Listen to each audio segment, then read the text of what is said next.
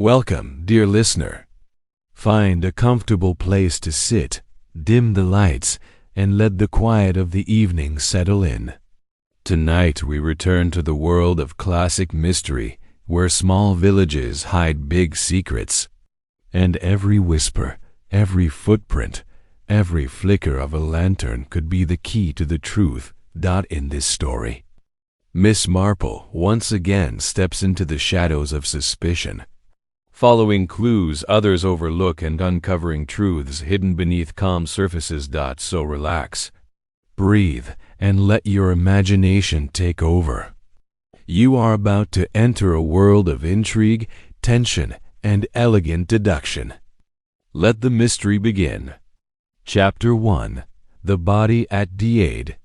The first light of morning crept slowly across Ashwell village, turning the mist a pale gold as it drifted lazily over the quiet stream. The world was still half asleep, the kind of cold dawn where everything feels suspended, waiting, listening. Even the birds had yet to find their courage to sing.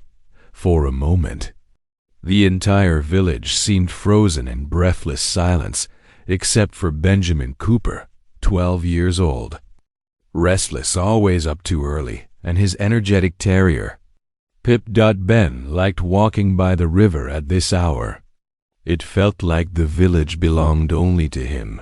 The stillness, the soft wind, the old footbridge that always creaked when no one was looking. His mother believed he woke early to read, but reading had never held his attention the way the riverbank did. There was always something to find there. A shiny stone, a discarded fishing hook, a feather that looked like it came from somewhere magical. Pip darted ahead, her paws kicking up dew from the grass, tail wagging as she zigzagged in that chaotic way only small dogs could. Ben jogged after her, hands tucked in his sweater sleeves to escape the morning bite. "Pip, don't go too far. You know what Mum said." Pip ignored him completely, nose leading the way. The wooden planks of Ashwell Footbridge appeared through the thinning mist, old, weather-smoothed, with ivy curled around its rails like nature refusing to let go. The bridge had seen generations cross it, but at dawn it felt like it belonged to ghosts. Ben slowed as he approached. The mist curled thick around the underside of the bridge, swirling above the dark water like smoke. Pip, however, ran straight for the spot where the bank dipped into a shallow curve, one of her favorite places to sniff for frogs. And then she stopped. Not slow. Stopped. Her small body stiffened, tail lowering, nose pointing toward the shadow beneath the bridge, the darkest part, still untouched by the rising sun. "Pip?" Ben's voice was softer now. "What is it?" The terrier whimpered. Not barked, whimpered. Ben took a hesitant step forward. The air felt different here, heavier somehow. A sharp smell cut through the damp morning cold, something metallic. Something wrong. The boy froze, beneath the arch of the bridge, partially hidden under a mess of autumn leaves and riverweed. Something pale caught the light, a hand. Ben's breath hitched. He blinked twice, hoping, desperately, that it was driftwood or some old sack snagged by the current. But then the fingers moved slightly with the shifting water. Not driftwood, not a sack, a human hand. His heart thudded against his ribs so hard it almost hurt. Instinctively, he stepped back, eyes wide, throat too tight to form words. Pip whined again, inching toward him, pressing her body anxiously against his leg. Ben swallowed, his skin crawling. Slowly, painfully slowly, he crouched just enough to see further beneath the bridge. There, lying awkwardly at the water's edge, as though dropped rather than fallen, was a man. His coat was soaked, his face partly submerged in the shallow water, his hair plastered to his forehead like dark ink against white paper. One arm lay twisted unnaturally behind him, and the other, the one Ben had seen, drifted gently with the current. Fingers brushing along the wet stones, Ben stumbled back so fast he slipped in the mud, landing hard. A cold shock ran through him. He scrambled to his feet, wiping his hands on his sweater, even though there was nothing on them except river dirt. Someone was dead. Under the Ashwell Footbridge. His mind screamed at him to run, to shout, to get someone, anyone. But the world around him remained eerily still, the mist muffling sound, the morning holding its breath, as though it too was shocked by what lay beneath the bridge. Pip barked once, a sharp, frightened bark that snapped Ben into motion. He turned and bolted, feet pounding through the wet grass, breath tearing through his chest, eyes stinging from cold and terror. Didn't stop until he reached the first house, Mrs. Hanover's, and hammered frantically on the door. The elderly woman, wrapped in a robe and looking half annoyed, half alarmed, opened it with a frown. Benjamin Cooper. What on earth? There's a man. Ben gasped, pointing frantically toward the river. Under the bridge. I think he's dead. Mrs. Hanover's face drained of color. She clutched the doorframe for balance, then immediately called for her husband. Voice shaking. Within minutes, half the street was awake. Doors opened. Curtains were yanked aside.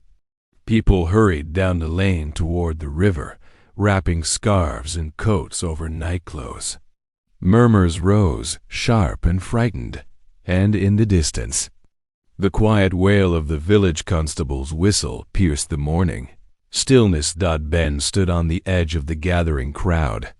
Trembling, Pip pressed tightly against his legs.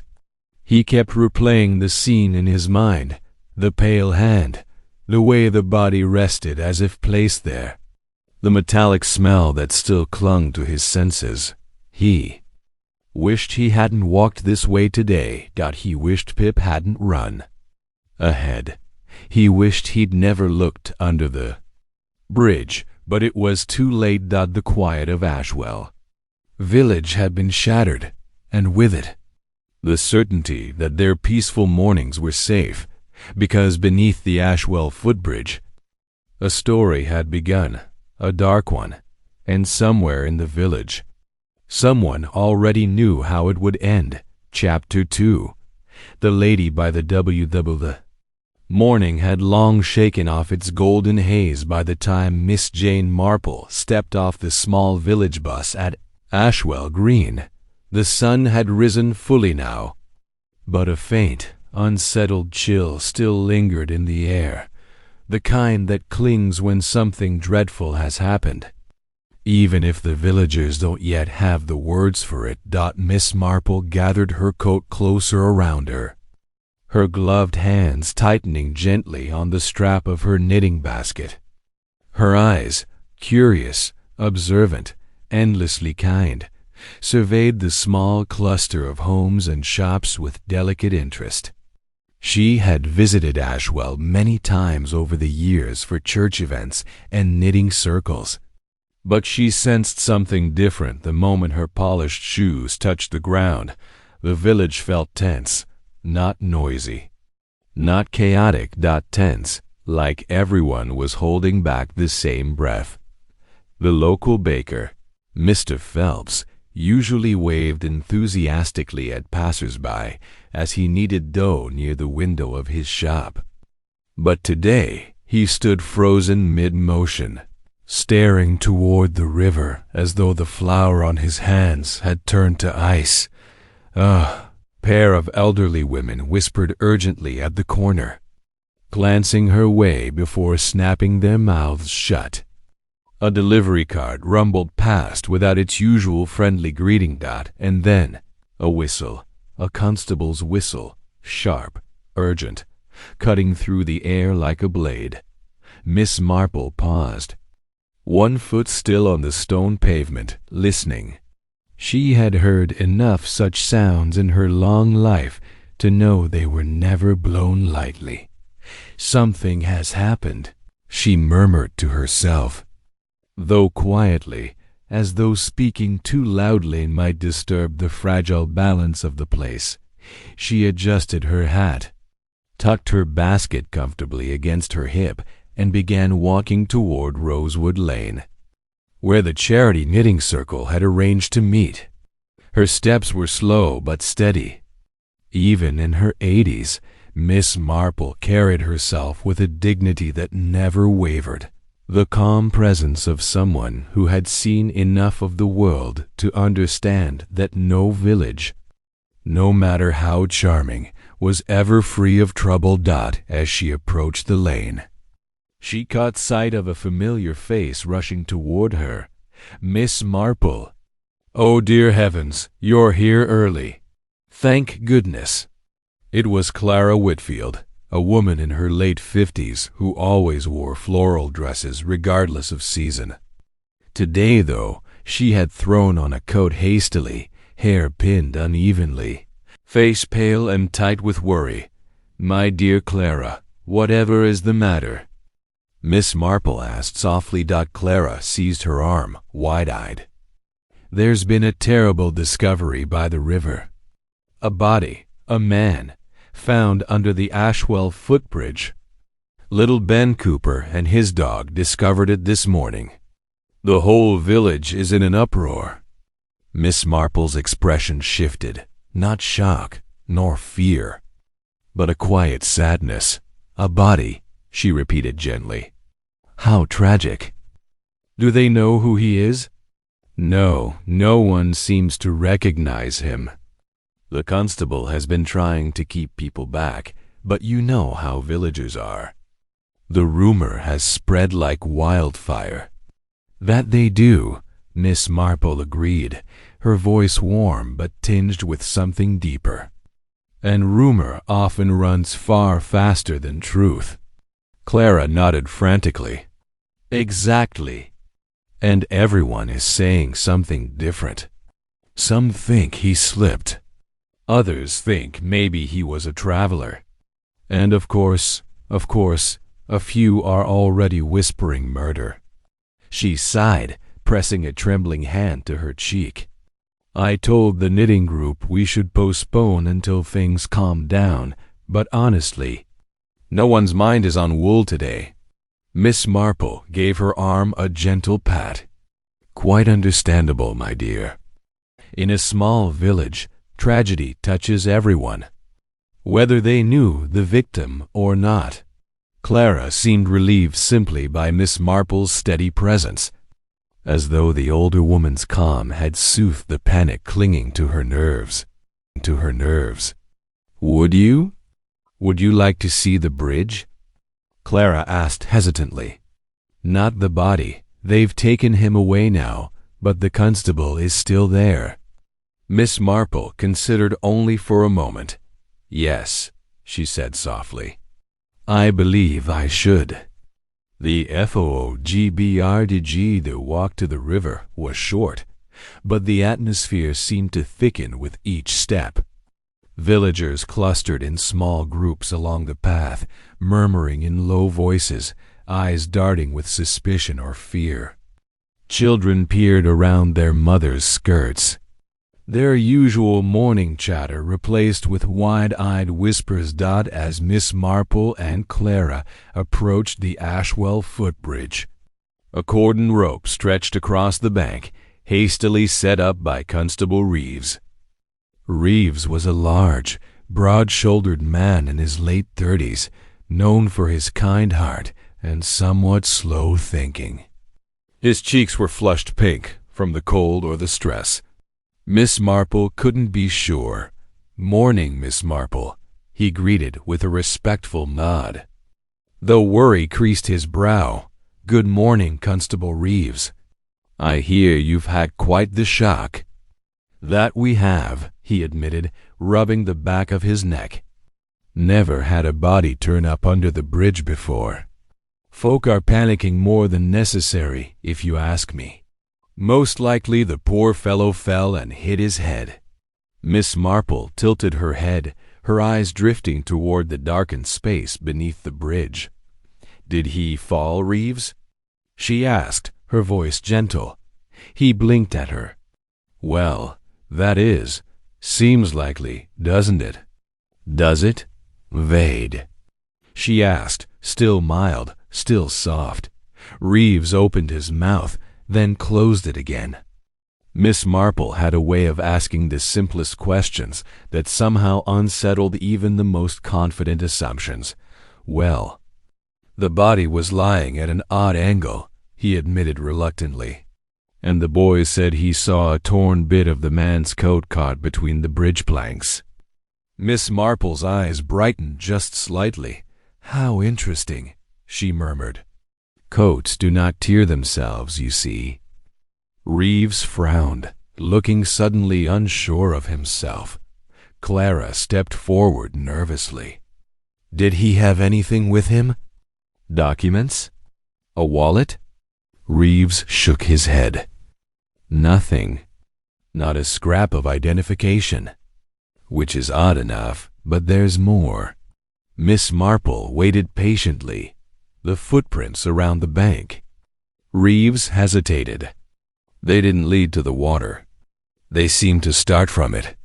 Miss Marple's breath still placed, not fallen. She looked down at the bridge, at the quiet stream, at the way the light hit the wet stones. "That is quite unusual," she whispered. Reeves nodded tightly. "Aye, and that's why I'm not ruling anything out anymore." Miss Marple met his eyes. "I'm very glad to hear that. Constable." Her gaze drifted again toward the underside of the bridge, that quiet, haunting shadow where the body had been found. "A man does not end up beneath the bridge without a story," she said softly. "And sometimes the river hides more than it washes away." Chapter 3. The Constable's THEOR. By late morning, Ashwell had settled into that uneasy rhythm that follows bad news. Shops opened, but with half-drawn blinds. Teapots were filled, but cups remained untouched. Conversations began normally enough.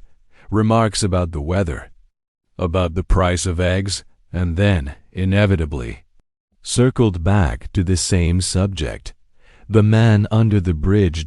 In the sitting room of Rosewood Cottage, the unofficial headquarters of the charity knitting circle, the smell of lavender polish and freshly boiled tea leaf tried bravely to fight off the heaviness in the air. Miss Marple sat near the window, knitting needles clicking softly, her pale blue yarn forming the beginnings of what would eventually become a blanket for the church raffle. The others gathered around her: Clara Whitfield, Mrs. Hanover, Nora Briggs, and Margaret Ellis, but their baskets of wool lay mostly untouched. Their hands were idle. Their tongues were not.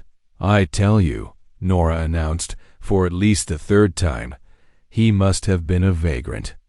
A wanderer. No one recognizes him, do they? That says enough." "Vagrants don't usually wear good quality coats," Margaret countered sharply. "And Reeves said it was good cloth. City cloth. That's what my Arthur heard." "Your Arthur hears what he wants," Nora sniffed. Clara shushed them both. "Please, we don't know anything yet. Spreading theories won't help." Miss Marple, head bent over her knitting, didn't speak. She watched the reflections in the window glass, the faint movement of villagers passing outside, their faces tight and pale. Her needles moved steadily, every stitch precise. There was a knock at the door. Clara jumped. "That will be Reeves. I asked him to stop by if he could." I thought, well, you know how people talk. Better to hear it from him directly. Miss Marple gave a small, approving nod. Facts were always preferable to rumor. Constable Reeves stepped in a moment later, hat in hand, boots scuffed with dried mud. He looked tired, his jaw set more firmly than usual, but his eyes softened slightly at the sight of the familiar circle of women. "Afternoon. Ladies," he greeted, trying for his usual warmth. "Miss Marple." "Constable," Miss Marple replied gently. Clara hurried to pour him tea. "Sugar, you look like you could use it." Reeves managed a small smile. "Two, if you don't mind. It's been a morning."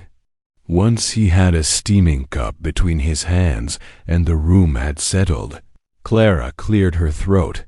"We thought it would be best if you explained.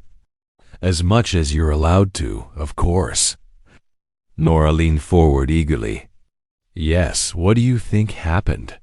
Was it an accident? Did he slip? Or was it—" She stopped herself from saying the word aloud.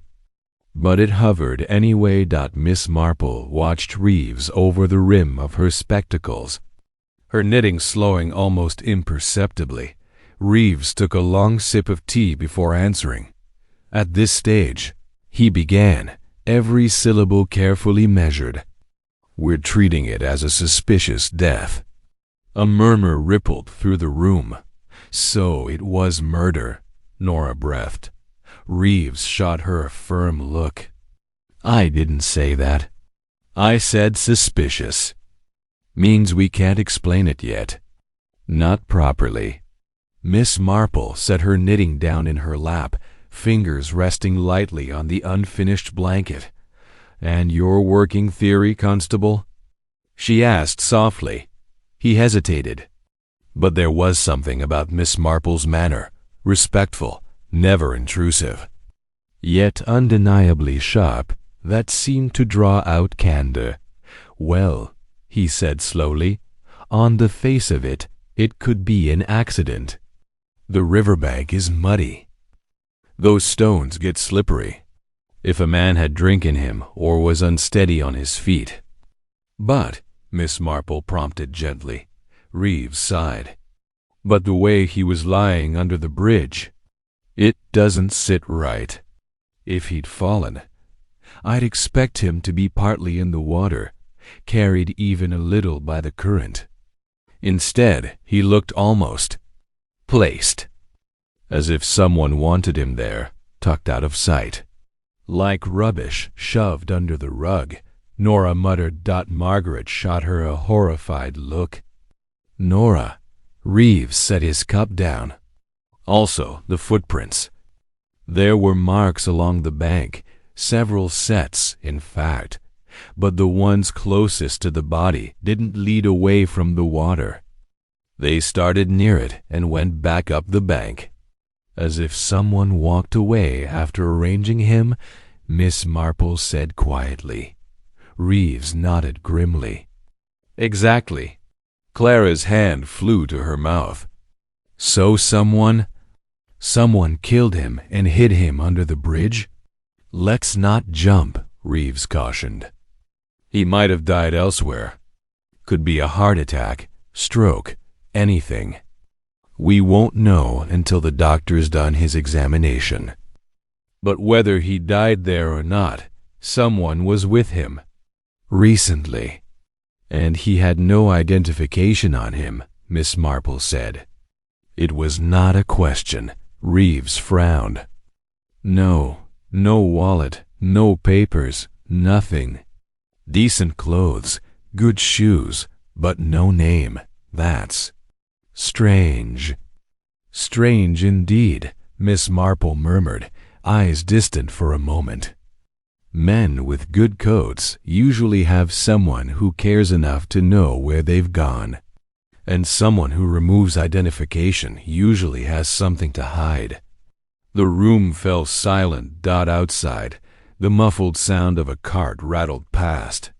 Somewhere down the lane, a dog barked once and then stopped, as though remembering it ought to be quiet today. Do you have any idea who he might be? Margaret asked. Reeves shifted his weight. We've asked at the inn. No one matching his description stayed the night, according to Mr. Halbrook.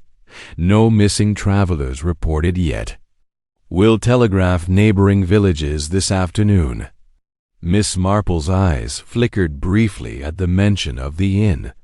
And did Mr. Halbrook say whether anyone unexpected had been lingering about recently? She asked.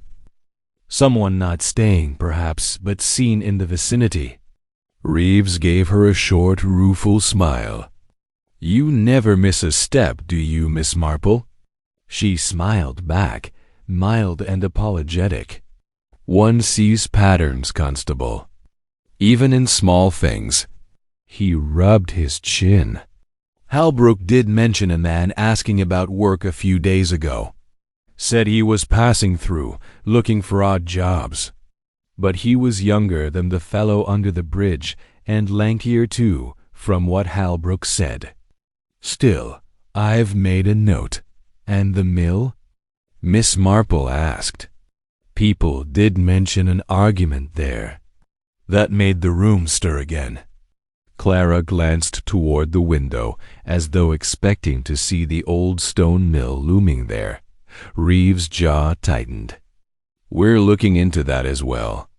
Some folk heard raised voices last night near the mill. No one can agree exactly who it was. Could have been any of half a dozen men. Or exactly two, Miss Marple said softly. Raised voices rarely come in singles. Raised voices rarely come in singles. Reeves huffed a quiet laugh despite himself. Quite. He straightened, shoulders squaring as though he'd just remembered he was the law here. Look, I don't want anyone panicking. We don't know yet what we're dealing with. Until we do, I'm asking everyone to be careful, not to wander alone near the river at odd hours, and to report anything out of place. Anyone you don't recognize. Any unusual behavior. Nora folded her arms. And will you be asking Miss Marple to stay away from the river too, Constable? She teased. Reeves opened his mouth, then closed it, glancing at the elderly woman by the window, who now calmly resumed her knitting. I suspect, he said slowly, that asking Miss Marple to stay away from anything suspicious would be entirely pointless. A soft ripple of laughter broke through the tension. Even Miss Marple allowed herself a small, amused smile when Reeves left a few minutes later. His tea finished and his hat back on, the room buzzed with fresh speculation. But Miss Marple remained quiet, her needles clicking rhythmically once more. Clara noticed the distant look in her eyes. You're thinking, Clara said softly, taking the seat beside her. One always is, my dear, Miss Marple replied. Especially when a man with a good coat ends up under a bridge with no name and no past. In a village where everyone is so very certain they know everyone else. Clara shivered. You think it's murder, then? Miss Marple's fingers never paused in their work. I think, she said gently, that someone in Ashwell knows more than they are saying. And if there is one thing I have learned in life, it is that secrets in small villages rarely stay buried for long. She looked up, eyes drifting beyond the window, where the faint silhouette of the Ashwell Footbridge could just be seen in the distance, not even beneath a bridge. Chapter 4. The bridge CLUA. By the time afternoon settled over Ashwell, the mist had burned away. leaving the village under a sky of pale, brittle blue. The kind of sky that made everything look sharper: the hedgerows, the church spire, the dark silhouette of the Ashwell Footbridge. Cutting across the glimmering stream, Miss Marple stood at the edge of the riverbank, a small, solitary figure in a pale coat and sensible shoes. To anyone watching from a distance, she might have seemed merely an elderly lady enjoying fresh air. But up close, her eyes were keen, alert, taking in every stone, every footprint, every broken reed along the bank. Constable Reeves had not been thrilled when she'd asked to see the exact place where the body had been found, but he had not forbidden it either. He knew enough of Miss Marple's reputation, though she never boasted of it, to understand that ignoring her insights would be a mistake. Besides, he told himself, what harm could one elderly lady do? Miss Marple stepped carefully, her weight balanced, her walking stick tapping lightly on the ground as she descended the slope toward the water. She paused now and then, not simply to catch her breath, but to observe a flattened patch of grass here, a scuff mark on the stone there, the faint drag of something heavier that had once been pulled across the earth and now barely remained as a ghost of a mark. The cordon rope still hung loosely across the bank, a half-hearted boundary.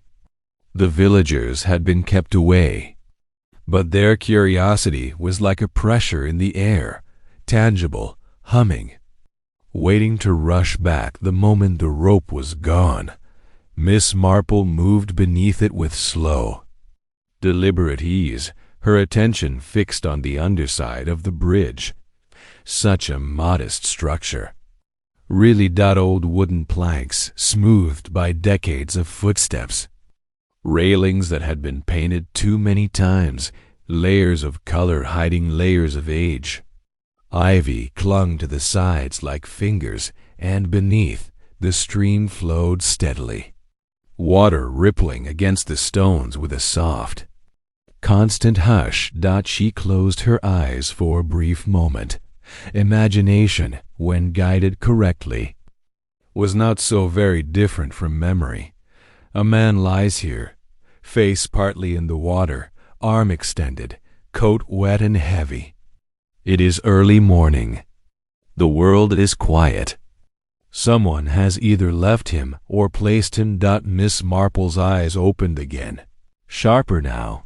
She stepped closer to the edge, careful not to disturb the still damp patch where the body had been. The doctor's examination had come and gone. The marks on the bank were already fading, but not all of them. On the low wooden beam at the bridge's edge, she saw it, a small, ragged piece of dark wool caught between two splintered planks. It fluttered slightly in the breeze, a tiny flag marking a moment of violence. Miss Marple bent carefully, every movement precise and controlled, and examined the fabric without yet touching it. Dark gray, good quality.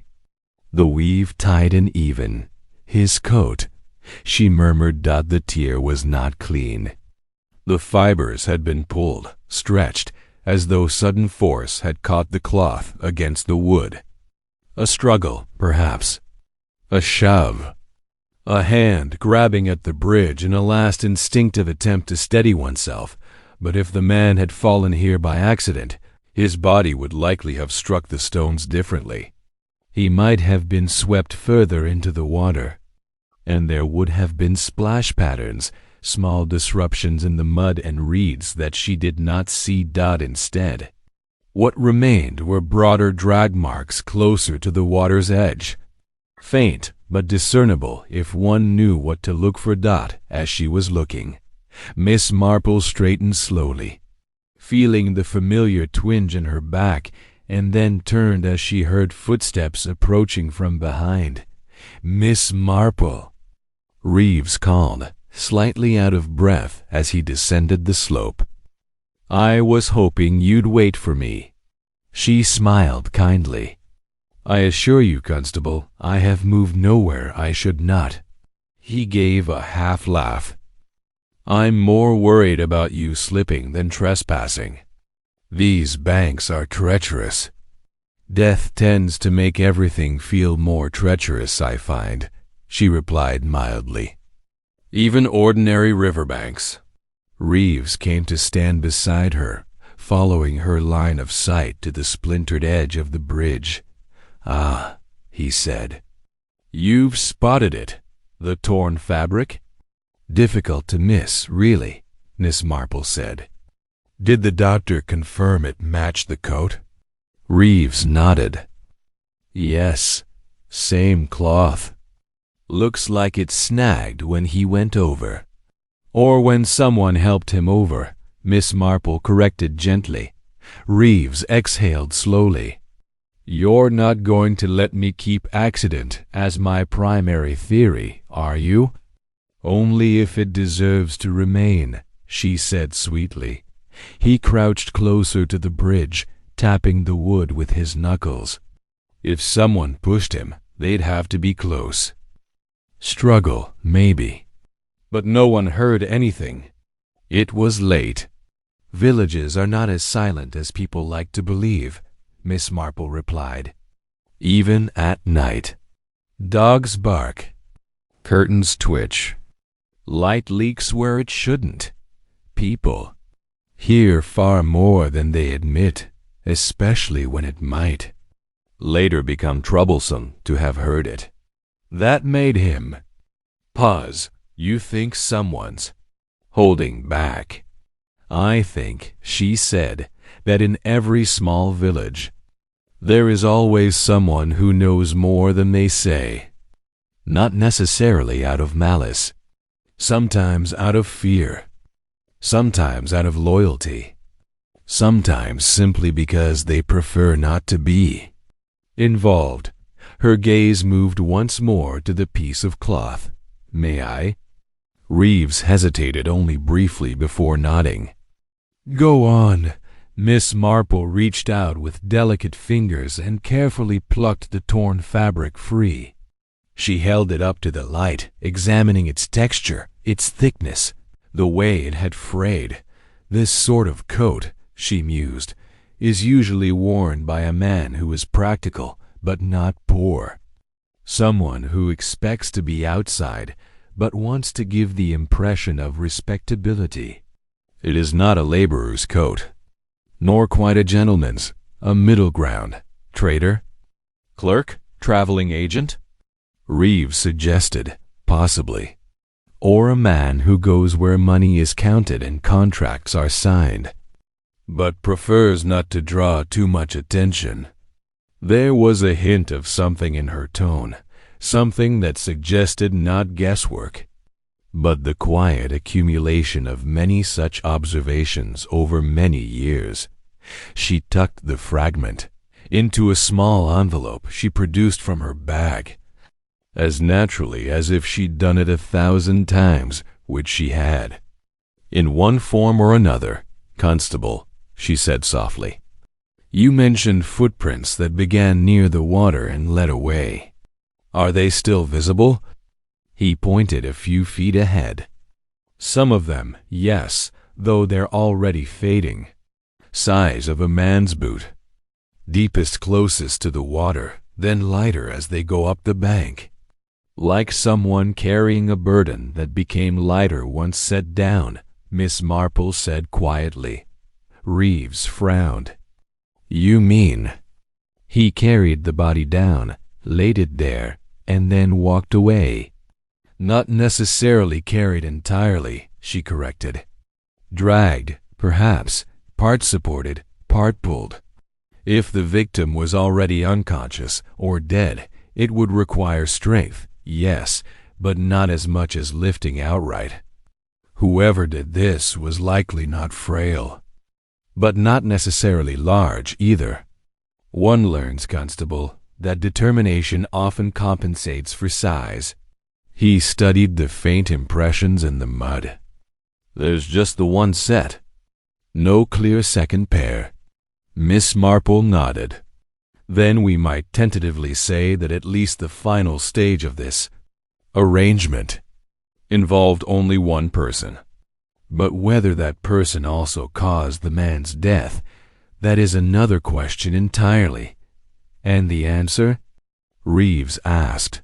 She looked at him with a small, almost apologetic smile.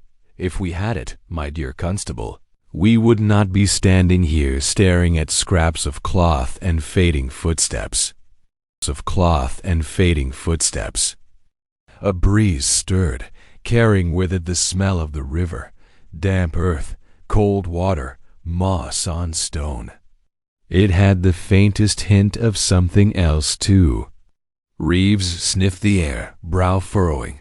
"Do you smell that?"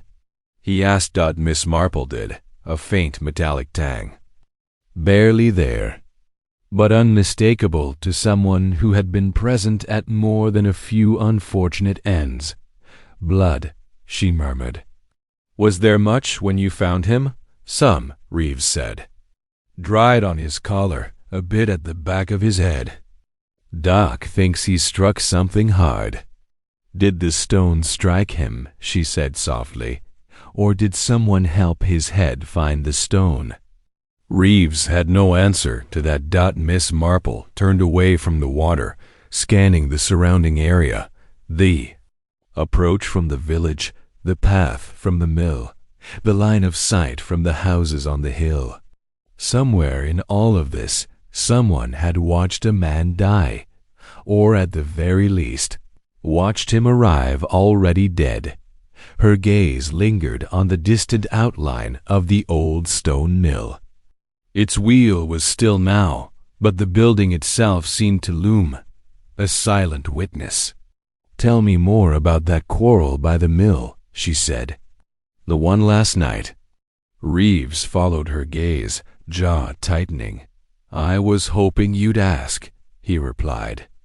"Because the more I think about it, the more I believe that whatever happened under this bridge started there." Miss Marple nodded faintly. "Bridges," she said, "are rarely the beginning of a story, Constable. They are where people pass, not where they start.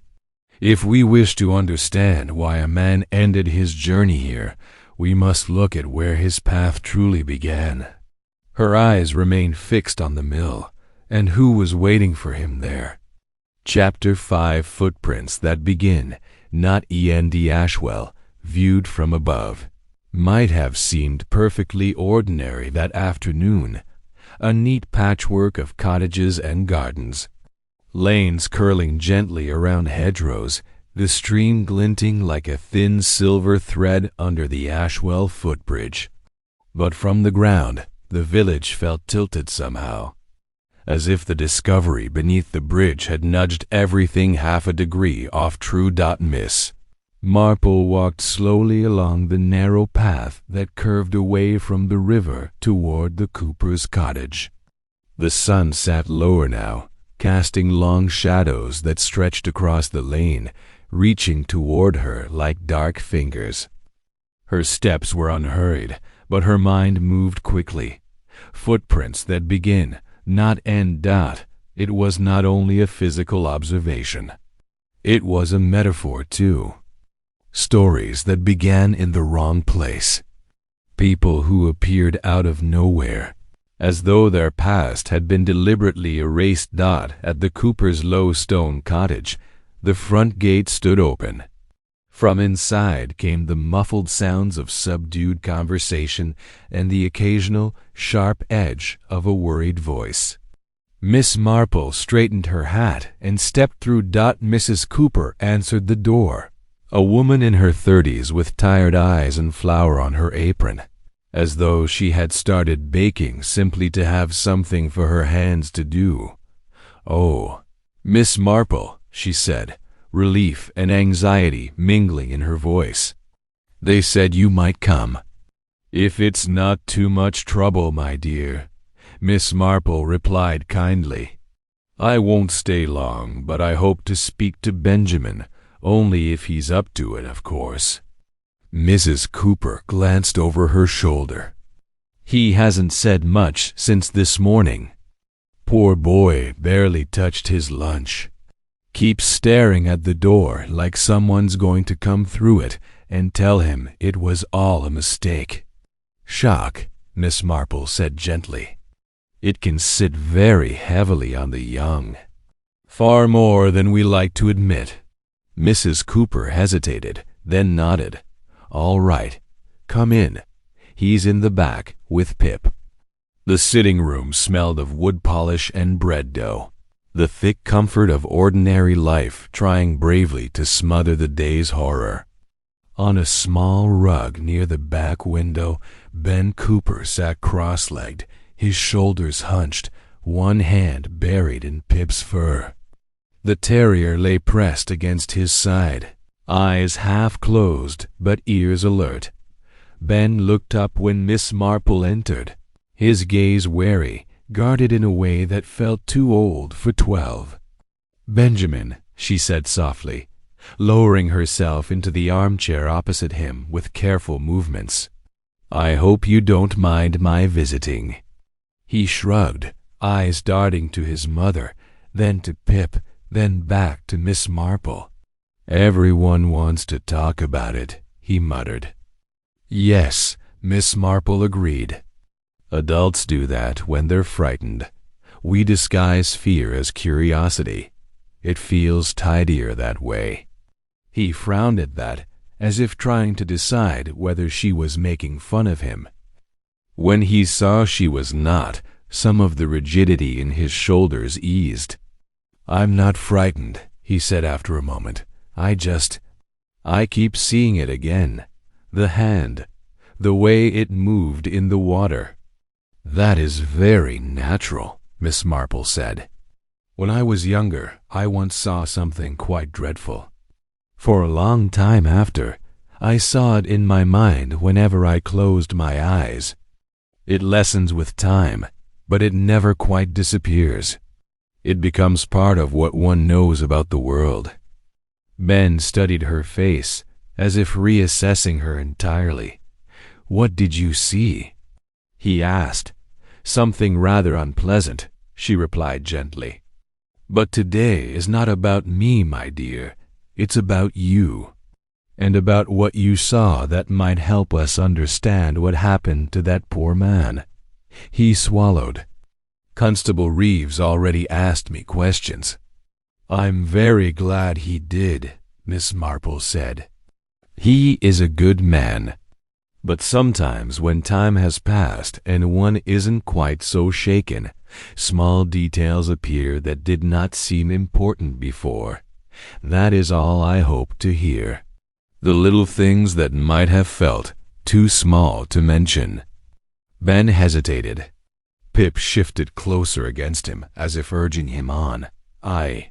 I woke up early," he began, staring at a spot on the rug. "I always do. Mum says I'll regret it when I'm older.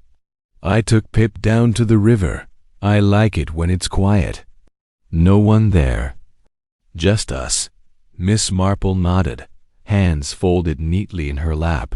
"The mist was thick," he continued. "Almost like the river was still sleeping. I couldn't see the bridge at first. Just shapes. But I heard something." He paused. "What sort of something?"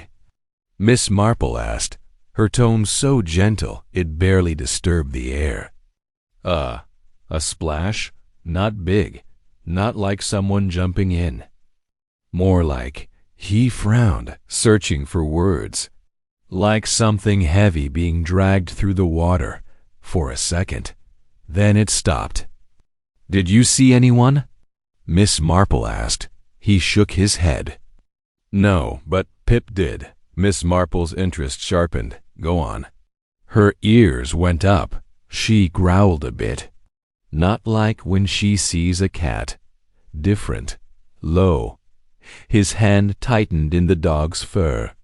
She ran ahead. I followed. That's when I saw. He broke off, jaw clenching. "The hand," Miss Marple supplied quietly. Yes, but before that, Benjamin, did you notice anything else? Footprints, perhaps? On the path, in the mud. He nodded slowly. There were marks. Big ones, not like mine. The ground was all torn up near the water. I almost slipped. Pip slid a bit too. Did the prints go toward the water or away from it? She asked. He looked up at her sharply, eyes wide. That's the weird bit. They were sort of all around, like someone had turned in circles. But the clearest ones, they went up the bank, like someone had walked away after. He swallowed hard. After they'd finished, he whispered. Miss Marple, let that settle for a moment. Did you see any other marks? She asked softly. Anything dragged along the ground? There was a line in the mud, Ben said, eyes unfocused now, seeing the river instead of the room, like when Dad used to pull the big sack of potatoes. Not deep, but there, from near the bridge down to where he was. Thank you, Benjamin, Miss Marple said. You've been very brave, he blinked. Oh, yes, she said. Most adults are too frightened of their own discomfort to look at what they've actually seen. They remember the fear and call it a day. You remembered the details. That's a different sort of courage. A small, uncertain smile flickered at the corner of his mouth. Pip thumped her tail once against the rug, as if in agreement. Miss Marple leaned forward slightly. One last question, if you can manage it, she said. When you first arrived, before you saw the body, did you feel that someone else had been there very recently? Not just from the footprints, something in the air, a sense of someone watching? Ben finished for her. She nodded.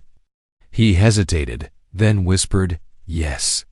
Mrs. Cooper, hovering at the doorway, stiffened. Ben, why didn't you tell me that? He flushed. 'Cause you'd say it was my imagination, or nightmares. It's not. It felt like when someone's just left a room, but you can still feel them there. Miss Marple's gaze softened with deep, quiet sympathy, not for fear, but for recognition. Double quotes, yes, she said. I know that feeling very well. She rose slowly from the armchair, her joints protesting faintly, but her mind anything but tired. You've helped us more than you know, Benjamin, she said. If anything else comes back to you, even if it seems silly or small, will you tell your mother, or Constable Reeves, or me? He nodded. Pip licked his hand, as if to seal the promise. On her way out, Mrs. Cooper caught Miss Marple's arm, her voice low. Is my boy in danger? She asked, barely breathing the words. Miss Marple looked into the woman's anxious eyes. At present, she said gently, I should say your boy is a witness to misfortune, not a target of it. But fear in a village spreads quickly. Keep him close. Make sure he does not wander alone near the river for a while. Caution is never wasted. Mrs. Cooper exhaled shakily. And the man under the bridge?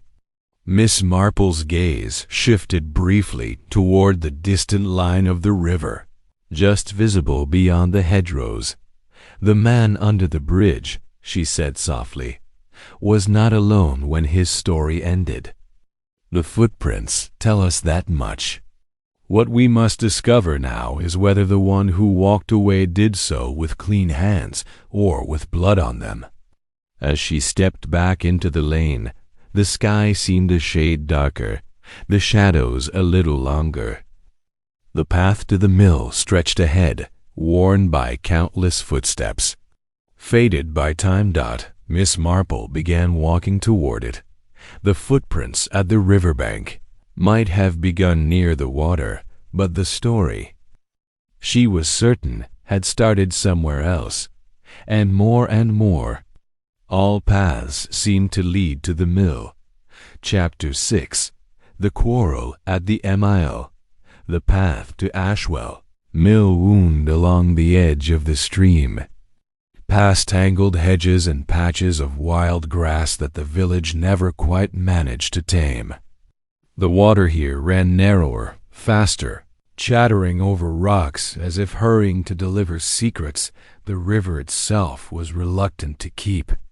Miss Marple walked at an even pace, her steps measured, her walking stick occasionally nudging a stone or root out of her way.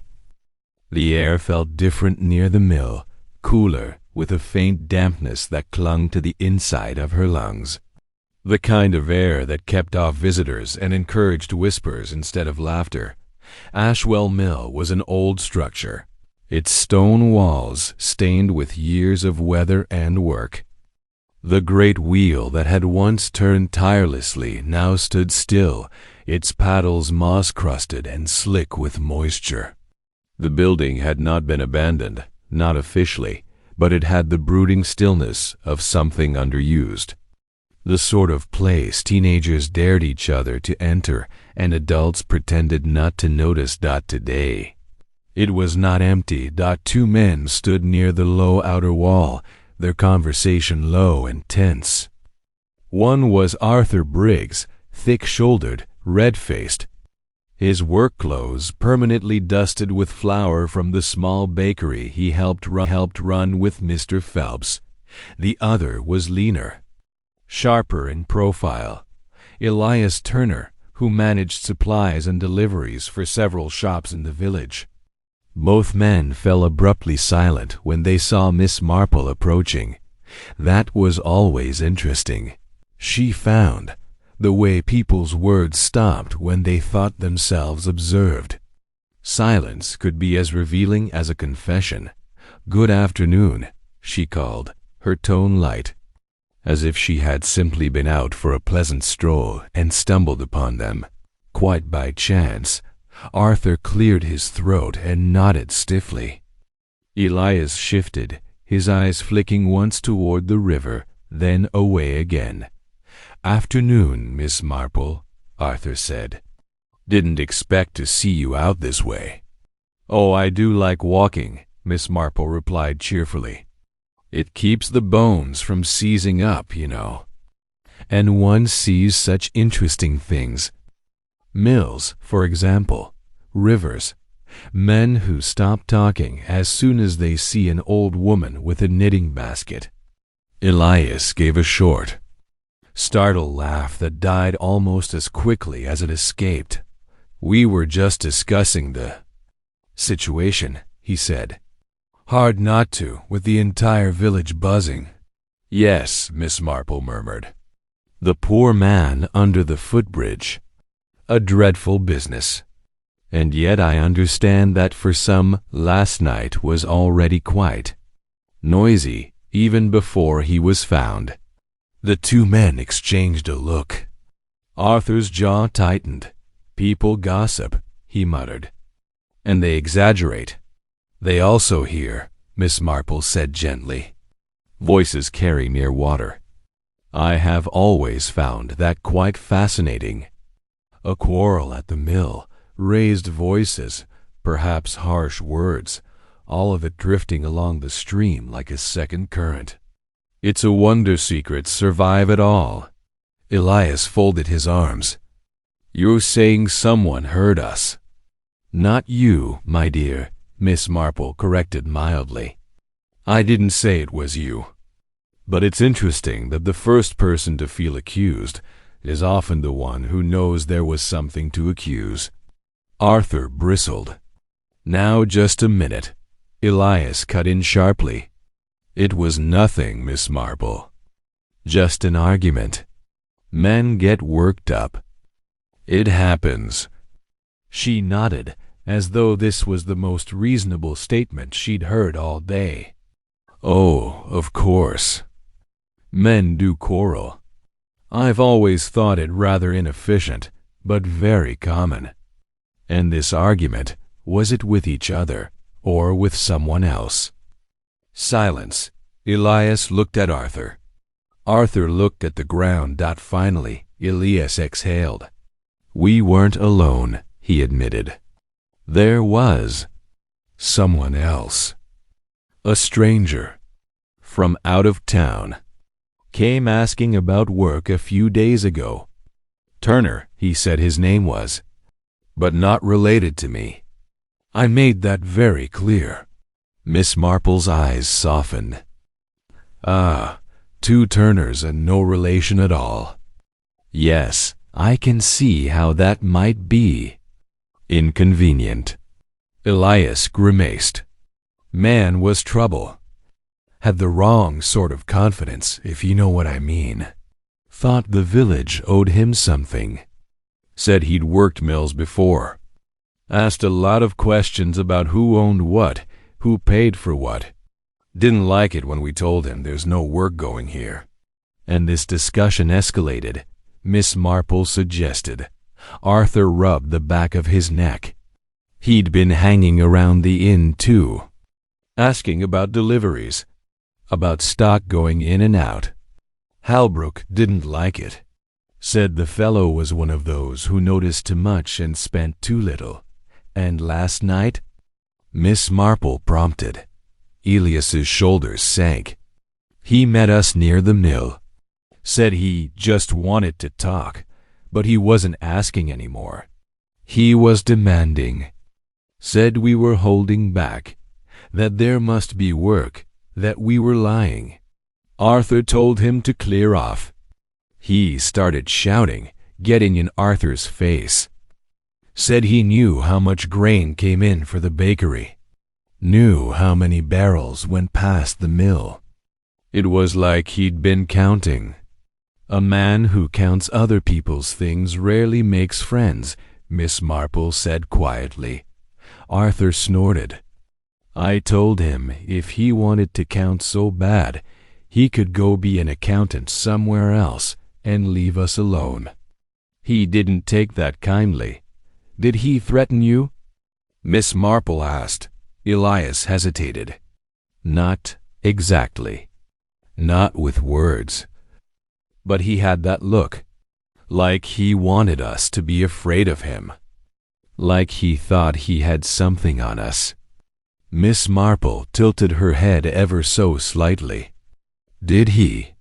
Both men went still. No. Arthur said too quickly. Elias said nothing at all. Miss Marple let the silence stretch just long enough to become uncomfortable. Then moved on as though she had not noticed. And when did this quarrel end? She asked. Roughly. Close to midnight, Elias muttered. We told him to go. Turned our backs on him. He shouted after us for a bit, then went quiet. We figured he'd slunk off. Haven't seen him since. Miss Marple's gaze shifted to the wheel of the mill. Its slick paddles still and dark. And did either of you happen to see a man in a good dark coat anywhere between here and the bridge? She asked. Or on the road to the inn? Arthur shook his head emphatically. No, and if you're hinting that the fellow we argued with is the one under the bridge, I am hinting at nothing, Miss Marple said gently. I am asking questions. It is quite different. One must be very careful not to confuse one's temper with another's fate. Elias swallowed. Everyone's saying murder now, he whispered. You believe that, don't you? Miss Marple's eyes were soft, but there was steel beneath. I believe a man with no name, no papers, and no explanation for being under a bridge did not get there entirely by misfortune, she said. Whether that misfortune was natural or arranged remains to be seen. She stepped closer to the mill, fingers grazing the rough stone wall. Tell me, she said quietly, did the stranger, This other Mr. Turner, say why he was so interested in the mill. In quantities. In shipments. Elias's jaw clenched. He said we must be hiding something, he muttered. That no mill sits this quiet without a story. That either we were doing something off the books or someone had shut things down on purpose. He kept prodding, asking about who really owns the place, about debts, about the old partnership that went bad. It was like he'd sniffed out old wounds on purpose. Miss Marple's gaze sharpened almost imperceptibly. And had he? She asked. Arthur shifted, his hands curling into fists at his sides. Those old matters are none of his business, he growled. Or yours. Oh, I assure you, Miss Marple said pleasantly, I am far less interested in old business disputes than I am in the pattern of human behavior that leads a man to end up dead under a bridge. But patterns rarely begin with bodies. They begin with money, pride, resentment, fear, and the sorts of arguments that make neighbors lower their voices when someone walks by. Elias closed his eyes briefly, exhaling through his nose. Do you think we killed him? He asked. No, Miss Marple said at once, and both men flinched at the speed and certainty in her voice. If you had, you would either be much calmer or much more careful. As it stands, you are merely frightened. That is not the same thing as guilt. Arthur stared at her, confused. Then why all the questions? Because frightened men often know who else had reason to be angry, she replied softly. And if this stranger was poking at the village's old wounds, I should like to know which wounds bled the most. Behind them, the river whispered against the stones. Indifferent to human drama. Miss Marple turned back toward the path. Thank you, gentlemen, she said. You have been very helpful. I suspect your quarrel with the stranger is not the whole story, but it may be the chapter just before the last. Elias looked stricken. The last? The last chapter of his life, she clarified. Not of ours. Not yet. As she walked away, the murmur of Arthur and Elias's renewed argument followed her. Lower now, more anxious than angry, the mill loomed behind her. But her attention had already shifted to the inn, to the shopkeepers, to anyone who might have noticed a stranger with a sharp eye for quantities and a talent for making himself unwelcome. A man like that, Miss Marple thought, rarely died without first stepping on the wrong set of toes. And in a village like Ashwell, where everyone knew everyone and no one admitted anything, that could amount to a rather long list indeed. Chapter 7. Secrets of the Vicdem. The path from the mill to the village center curved gently, following the natural bend of the stream.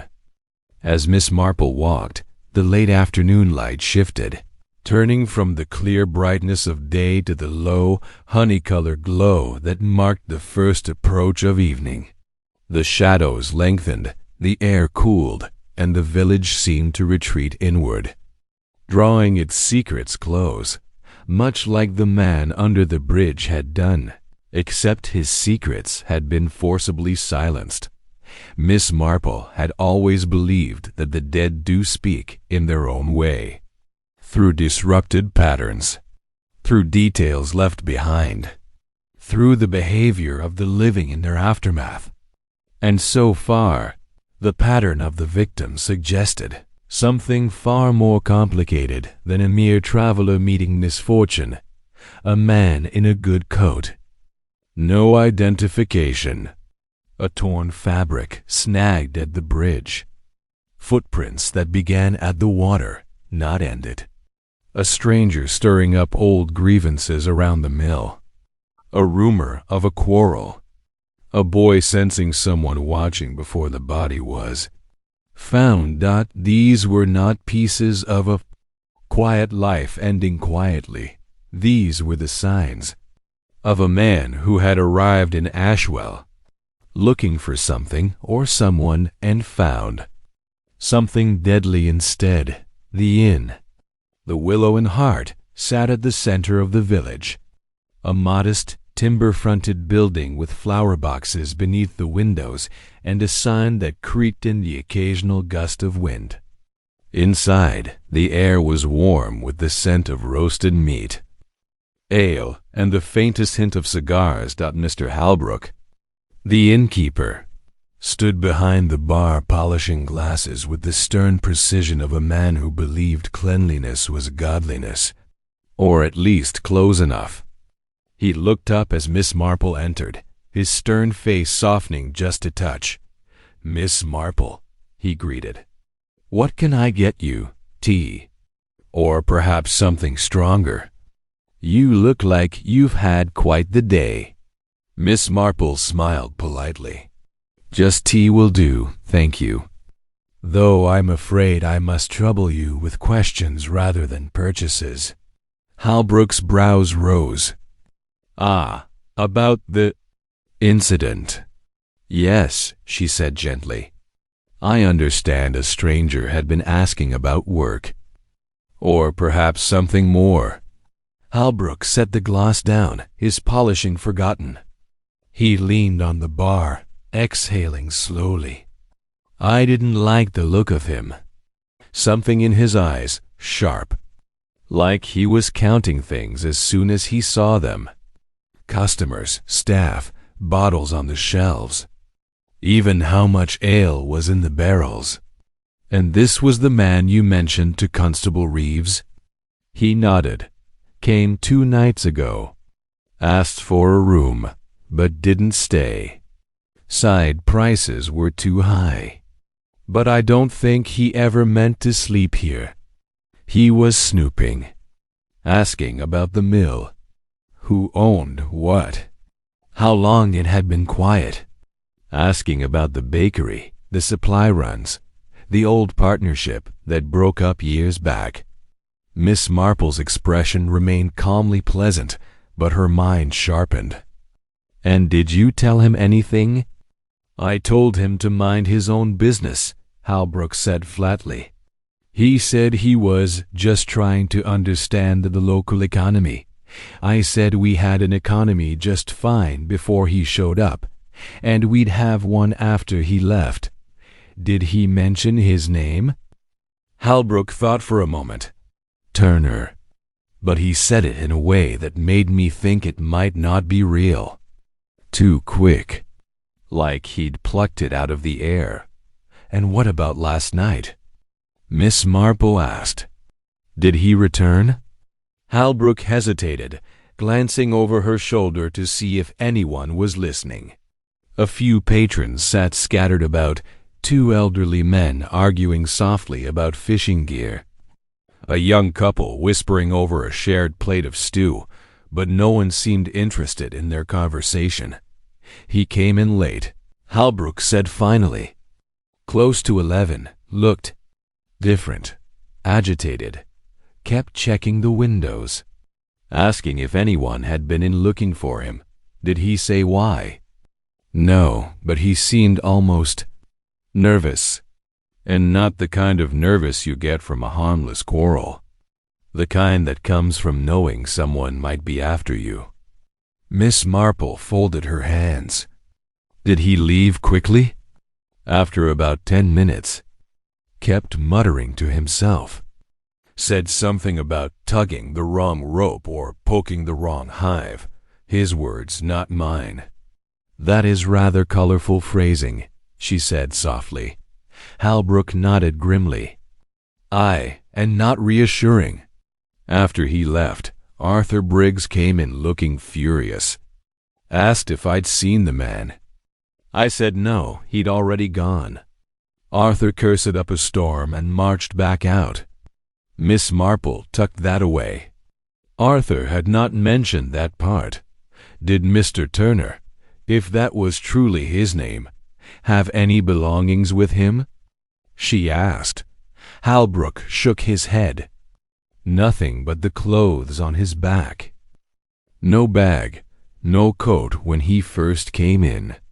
But last night he was wearing a dark wool coat that wasn't exactly his size. Miss Marple's eyes sharpened. Not his size? A bit too big in the shoulders, Halbrook said. Looked borrowed. Or stolen. Can you describe it? Halbrook shrugged.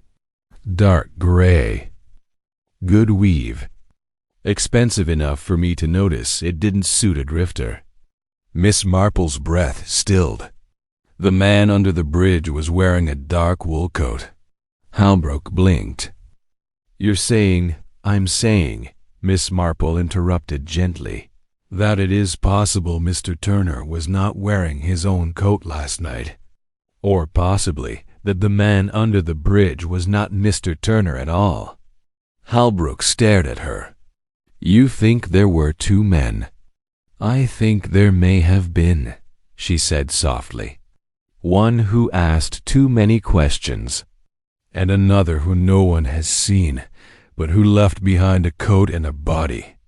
Halbrook swallowed hard. Miss Marple, you're scaring me. Oh, I do apologize, she said kindly. It is never my intention.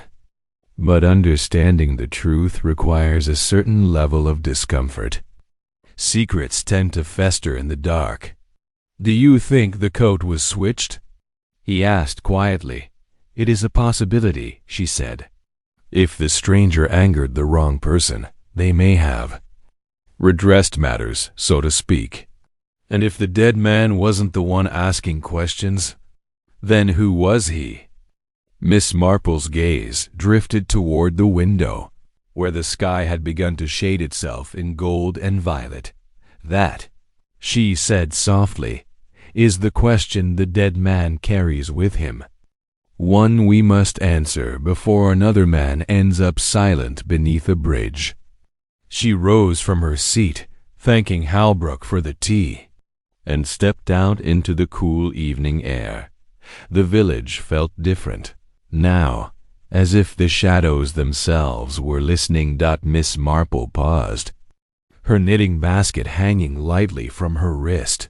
Two men. One coat. A quarrel at the mill. A stranger asking dangerous questions. A man dead with no name. The pieces were not yet arranged, but they were beginning to form the outline of something larger. Something darker. And Miss Marple had the distinct, unsettling feeling that the river had only revealed the beginning. Chapter 8. The widow's evening in Ashwell usually arrived gently, lamps glowing one by one in cottage windows, smoke curling from chimneys, the faint clatter of dishes and soft murmur of families settling in. But that night the village seemed to fold inward more tightly than usual, as if everyone had drawn their curtains not just against the cold, but against the questions drifting along the lanes. Miss Marple, however, did not yet go inside. She walked slowly up Elm Row, her steps unhurried, her eyes taking in the smallest signs, the house where the curtains twitched just a fraction too often, the hurried shadows that passed behind glass, the door that opened and closed again before anyone could be seen. There was one cottage in particular she had in mind. It belonged to Edith Harrow, known to most as Mrs. Harrow. Though her husband had died nearly a decade ago, she was in her early 50s, still handsome in a sharp, bony way, always dressed in dark clothes. Not out of grief, but because they suited her sense of quiet authority. Mrs. Harrow kept her home immaculate, her accounts balanced, and her opinions razor-sharp. She also kept her eyes and ears open, which meant she always knew more than she said. which meant she always knew more than she said. Miss Marple stopped at the picket gate and lifted the latch with a soft metallic click. The small front garden was neat, the flower beds perfectly edged. No leaf was out of place, which, to Miss Marple, was often as suspicious as chaos. She knocked gently on the door. It opened a moment later, revealing Mrs. Harrow with a shawl around her shoulders and a look of tightly controlled irritation that melted almost immediately into something more polite. "Miss Marple," she said. "What a surprise! I thought you'd have gone back to St. Mary Mead by now." "No, no, my dear," Miss Marple replied kindly. "The knitting circle has not yet completed its business, and neither, I think, has Ashwell." Edith Harrow's eyes flickered just once. The slightest disturbance in an otherwise smooth surface. "Well, don't stand out in the cold," she said briskly, stepping aside. "Come in. I've just put the kettle on." The sitting room was as tidy as the garden, everything placed with care, the furniture polished, the lace curtains starched. A clock ticked softly on the mantel, steady and unhurried. "Sugar?" Mrs. Harrow asked, pouring tea. "Just a little." "Thank you," Miss Marple replied, settling into an upright chair. They exchanged a few pleasantries about the chill, about the gossiping nature of villagers, about how dreadful it all was, truly. What had happened by the bridge? It was only after the first sip of tea that Miss Marple gently nudged the conversation where she wanted it to go. "I have heard," she said mildly, "that you may have been among the last to see the stranger alive." Mrs. Harrow's hand paused midway to her cup. The tiniest tremor passed through her fingers before she set it down with deliberate care. "I don't know what you mean," she said. "Don't you?" Miss Marple asked, still smiling, still mild. "Mr. Halbrook mentioned a man coming into the inn late last night, wearing a coat that did not quite belong to him, asking if anyone had been looking for him, and, if I understood correctly, he left not long before midnight, headed up the road that passes rather close to your house." Edith shrugged one shoulder. "Many people pass my house, Miss Marple. I don't stand at the window counting them." "Of course not," Miss Marple agreed. "Still, I have always thought it rather difficult for a woman like you not to notice a man who is unsettled, particularly one you have already noticed around the village." There it was, the smallest tightening around Edith's mouth. "I saw him once or twice," she admitted. "Men like that stand out. They don't belong. They look at everything as if weighing it, and not for beauty." "Yes," Miss Marple said softly. "The sort who measure what others have and wonder how to use it." Edith's eyes hardened briefly. "Exactly." There was a small silence in which the clock ticked on, each second a polite reminder that time was moving. Whether they liked it or not, Constable Reeves says, Miss Marple continued, "that you told him you did not see or hear anything unusual last night, that you were in bed early, that the night passed quiet as any other." "I did," Edith replied. "And was it?" Miss Marple asked. Edith's lips thinned. "You calling me a liar, Miss Marple?" "Oh, not at all," Miss Marple said lightly. "I am simply wondering whether you are lying to the constable, or to yourself." Something shifted in the air. Edith Harrow sat very still, her hands folded in her lap, eyes fixed on the older woman across from her. There was a moment in which she might have exploded in indignation. Some people did, when confronted, but instead she exhaled slowly. "Why?" she asked, voice controlled and cool. Would I lie? For the same reasons anyone in a small village lies, Miss Marple replied gently. To avoid trouble. To avoid involvement. To avoid saying something that might come back on them. Or on someone they care for. A flicker, there, and gone. But Miss Marple saw it. Miss Marple, Edith said quietly, I am a widow. I live alone. There is no one I care for in the way you mean. Oh, my dear, Miss Marple replied kindly. People care for all sorts of things besides husbands.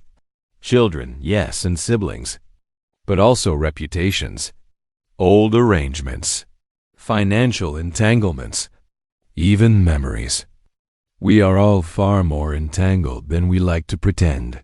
She leaned forward slightly, her voice soft but unwavering.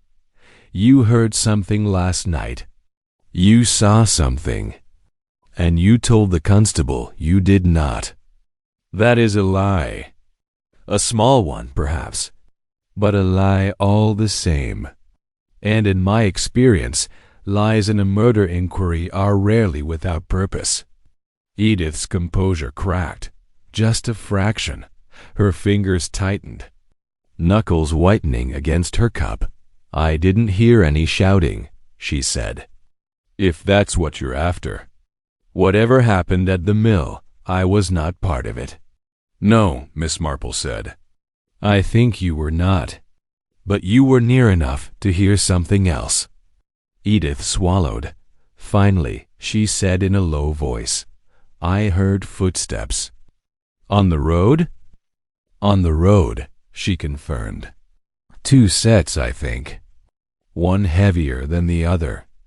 Around 11:30, maybe closer to midnight.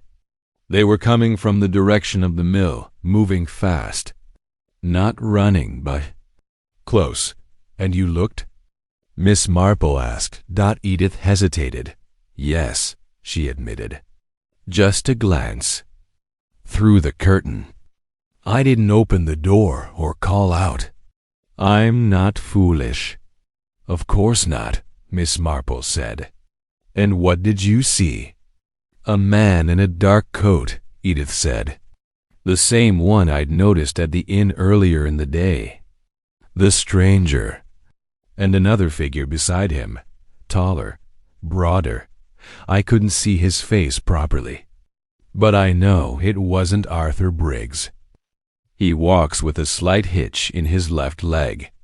This man did not. Did they seem friendly? Miss Marple asked. Edith's laugh was short and humorless. No, the stranger was talking quickly, his hands moving.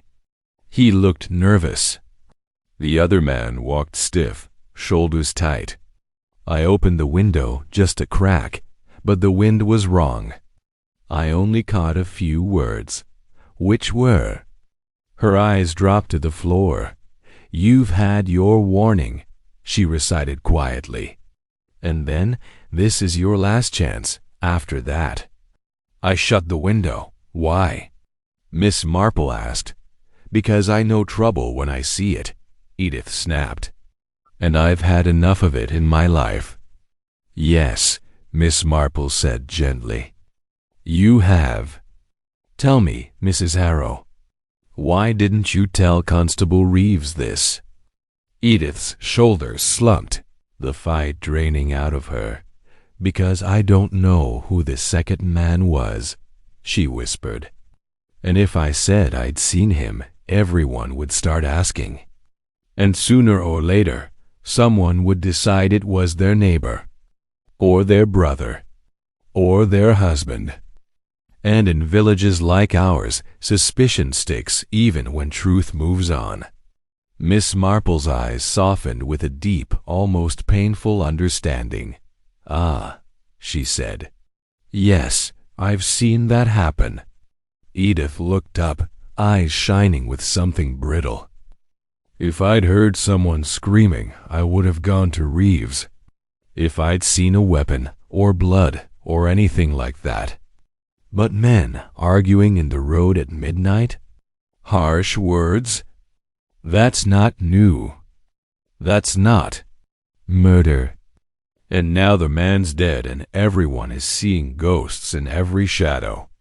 I don't want my house to become the place people point at and whisper, "That's where she saw him." So instead, Miss Marple said quietly, "You chose not to have seen anything at all." Edith flinched. It seemed safer for whom? Miss Marple asked. Her voice was not accusing. It was simply sad. Edith didn't answer. Miss Marple rose slowly, setting her empty teacup down. "You still may choose," she said softly. "But be very sure, Mrs. Harrow, that your choice does not give someone who kills the belief that no one will speak. That is a dangerous comfort to offer." Edith swallowed hard. "You think the man in the coat is the killer?" "I think," Miss Marple replied, "that the man in the coat knows why another man ended up under the bridge. Whether he placed him there himself or watched it happen remains to be seen." She moved toward the door, then paused. "One last question, my dear," she said. "When you saw them, the stranger and the man beside him, which way were they walking?" Edith stared at her. "Toward the river," she said. Miss Marple nodded once. "Thank you," she said. "You have done more than you realize." Even lies, when corrected, are terribly helpful. As she stepped back out into the deepening twilight, Miss Marple felt the story tightening around the village like a noose. 2 men had walked toward the river. Only one had been found beneath the bridge, and somewhere in Ashwell, the man who'd walked away was now watching very carefully to see who else might talk. Chapter 9. The Ari Singh Star UC Nio and Night returned to Ashwell with a different weight than before, not just darkness, but a sense of something closing in. The village lamps flickered to life one by one, small glowing islands in the encroaching gloom. The river reflected them in broken fragments. The water restless beneath the Ashwell Footbridge. Constable Reeves stood at the edge of the bank, his breath visible in the chill air, his hands buried deep in his pockets. He had not meant to be here again tonight. He had told himself he could leave the river to its own devices and let the paperwork and reports keep him company at his desk. But something had pulled him back. Or someone. "Thank you for coming, Constable," Miss Marple said gently, stepping down the bank with careful precision. "I do apologize for the hour." He huffed a small, resigned breath. "If anyone else had asked me to come out here at this time of night, I'd have said no. You, I suspect, are worth the trouble. I suspect are worth the trouble." "I do hope so," she said, mildly amused. "I asked you here because I believe we have enough pieces now to begin arranging them." "The reconstruction," Reeves said, nodding once. "Exactly," Miss Marple replied. The moon hung low and thin above them, casting a silver sheen across the water. The bridge loomed darker by contrast, its rails a jagged silhouette against the sky. Somewhere in the distance, an owl called, the sound eerie and strangely appropriate. Miss Marple stepped as close to the water's edge as she dared, her walking stick gently pressing into the damp ground. She looked, for a moment, terribly small, a fragile figure on the brink of something vast and dangerous. Then she began. "Let us start," she said softly, "from what we know rather than from what we fear." Reeves shifted his weight. "Go on. 2 nights ago, a stranger arrived in Ashwell, Miss Marple said. He introduced himself as Mr. Turner. Perhaps it was his name. Perhaps it was not. This man had a talent for noticing things, quantities, shipments, patterns. He asked questions about the mill, the bakery, the old partnership that ended badly. He asked about who owned which piece of land and why the mill is so quiet now. Reeves nodded. Everyone says the same. He had a nose for trouble. Or for opportunity, Miss Marple corrected. The two often travel together. Now, yesterday evening, he meets Arthur Briggs and Elias Turner at the mill. They quarrel. He taunts them, suggests they're hiding something, implies he might know more than he says. That was their first serious conflict. Arthur and Elias insist they left him there alive, Reeves said. Indeed, Miss Marple replied. And I believe them in that narrow detail. For later that night, we know the stranger went to the inn. Reeves exhaled. Halbrook saw him. Nervous, unsettled. Wearing a dark wool coat that didn't sit quite right on him. Just so, Miss Marple said. That coat, I suspect, belonged to another man. A man who either lent it willingly, or who no longer needed it. Reeves frowned. You think the dead man under the bridge is not the questioner from the mill? I think it is possible, Miss Marple said carefully, that we have been treating them as the same man when they may not be. But let us not jump. We must always walk before we run, yes? She turned, facing the road that led toward the village. After leaving the inn, she continued, the stranger walks this way. Mrs. Harrow sees him pass her house. He is not alone. A second man walks with him, taller, broader. Not Arthur. She knows Arthur's gait too well. This man moves differently. Reeves's jaw tightened. She admitted this? She did, Miss Marple said. Eventually. She heard some of their words. You've had your warning. This is your last chance. That is not how one speaks to a man one intends simply to share a drink with. Reeves looked toward the road, imagining the scene. So the second man took Turner toward the river. Toward the river, Miss Marple agreed. And at nearly the same time, young Benjamin wakes early. He takes his little dog to the water at dawn. He hears something in the mist, not a clean splash, but a dragging sound.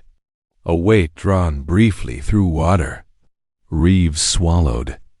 Then he sees the body. The body under the bridge, Miss Marple said softly. The man in the dark coat. Face partly submerged. Arm extended. Torn fabric caught in the planks above. And, most importantly, footprints that begin near the water and walk away. She looked directly at Reeves now, her gaze sharp. Constable, you yourself said it. The clearest prints lead up the bank, not down.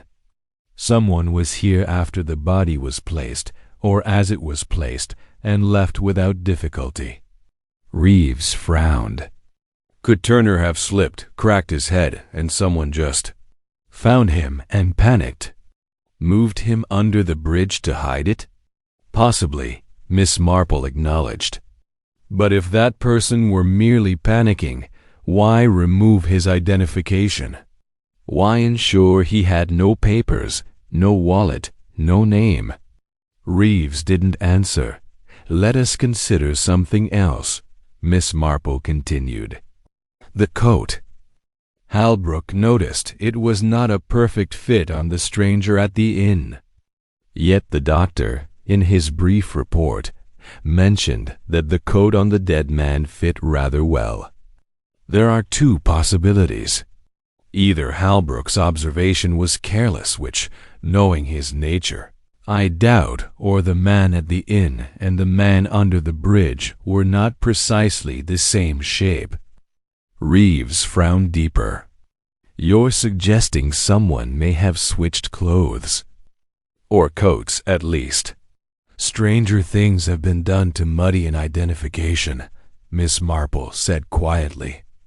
Imagine, Constable, a stranger who asks too many questions. Someone in this village has something to lose, money, reputation, perhaps even freedom. They meet, they argue. The stranger is warned. He pushes too far and ends up dead, Reeves said grimly. Or, Miss Marple countered, someone else ends up dead wearing his coat. Reeves stared at her. Why kill someone else? To send a warning, she said. To misdirect. To show the stranger how easily lives can be. Rearranged. Or perhaps to settle two problems at once, an inconvenient stranger and a man whose absence might benefit someone. The river murmured beneath them. The only witness that had seen the truth.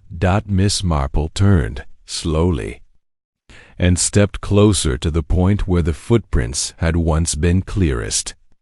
The ground was drier now, the impressions almost gone, but she no longer needed to see them. Let us walk it, she said softly. Just as they did. She gestured for Reeves to stand beside her. Two men come from the road, she said, pointing toward the lane. They walk along the river path. One talks quickly. The other listens or doesn't. The argument intensifies as they approach the bridge. Perhaps the stranger threatens to go to the authorities. Perhaps he mentions names, old deals, hidden money. The other man realizes words will not be enough.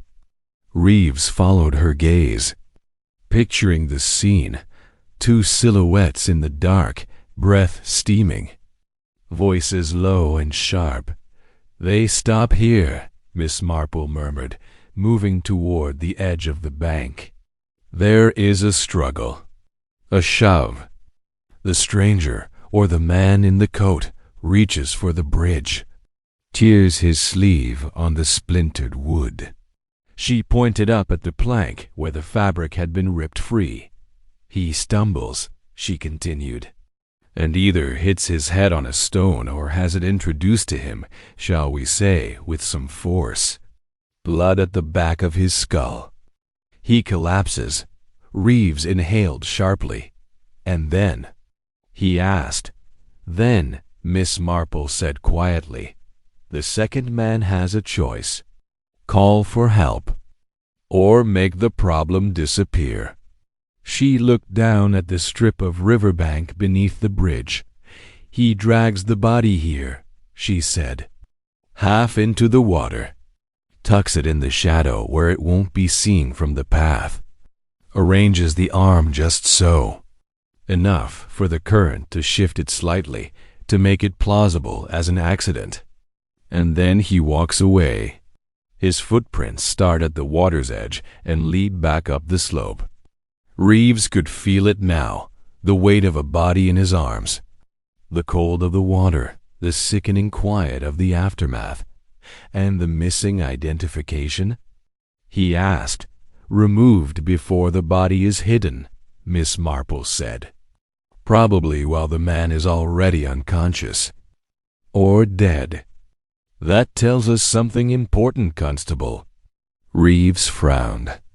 That he planned to hide who the man was? That yes, she said. But more importantly, that he was not panicking. A panicked man hides the body and flees. A calculating man tidies up while he still has time. Reeves' jaw clenched. You think we're dealing with someone deliberate? Oh, very much so, Miss Marple replied. Someone who understands that in villages like Ashwell, anonymity is the most unnatural thing of all. A man with no name is a puzzle, and puzzles can keep people busy for a very long time. while the truth hides elsewhere. The wind picked up, ruffling the surface of the river. Reeves rubbed his face with one hand. So where does that leave us, Miss Marple? 2 men last seen walking toward the river. 1 dead, 1 walking away, and we don't know which is which. Miss Marple's eyes were thoughtful, reflective. It leaves us, she said softly, needing to ask a very simple question that no one has yet wanted to answer. Who, in this village, could afford for a stranger to vanish, and for another man's body to stand in his place? Reeves stared at her. A switch, he murmured. You really believe that?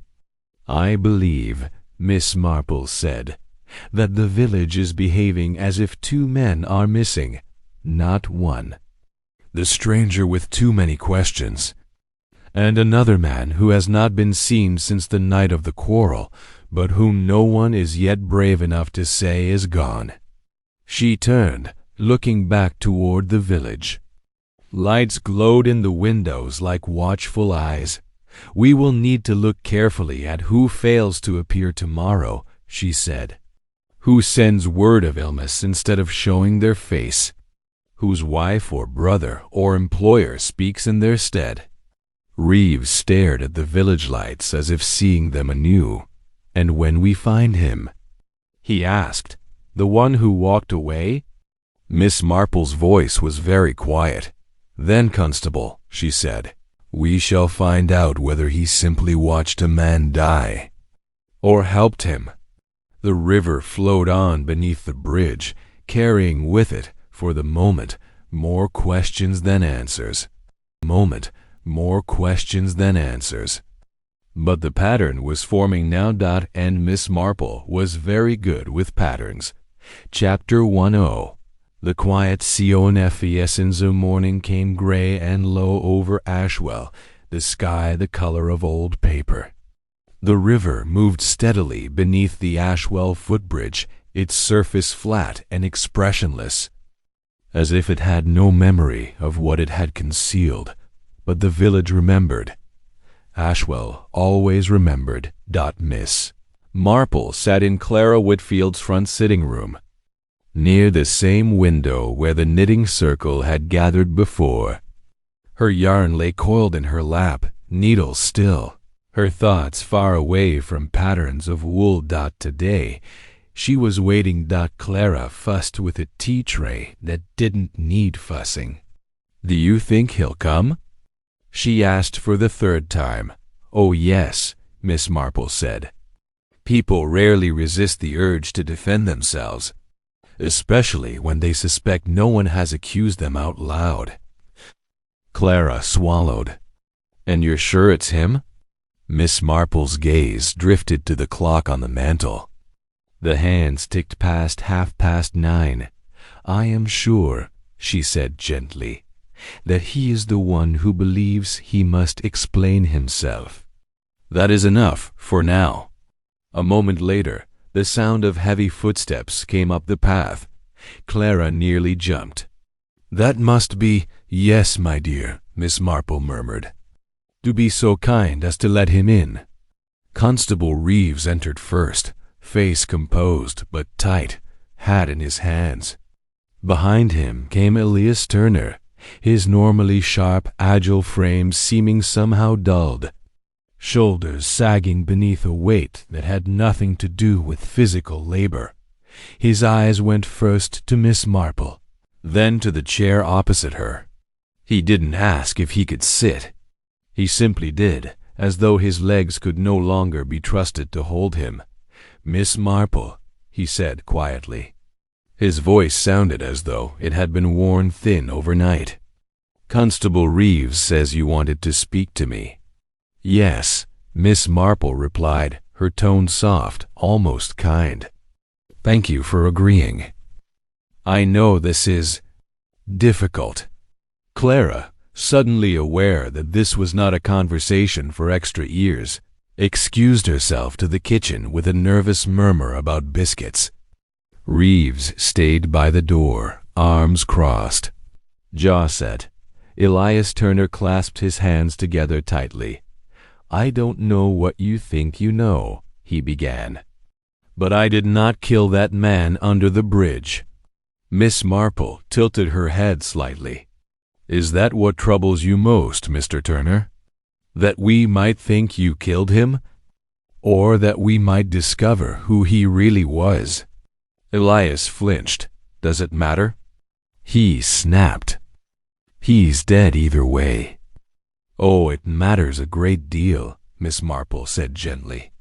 To the law, to his past, to yours. She let the silence stretch, then continued.